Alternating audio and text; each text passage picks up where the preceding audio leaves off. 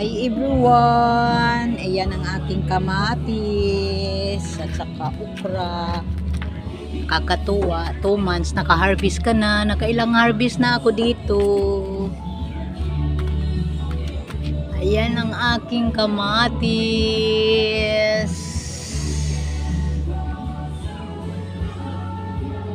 Tapos sili. Marami din akong alokbate dito. Ayan, nakailang kuha na ako. Marami na naman siya.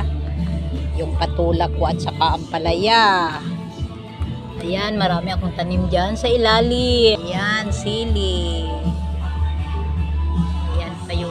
Ayan pa yung iba ko na.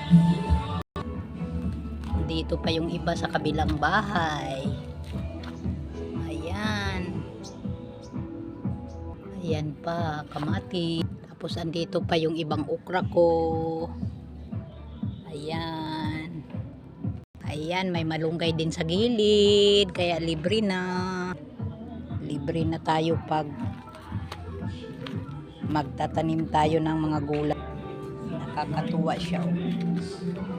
Ayan, malapit na siya mahinog.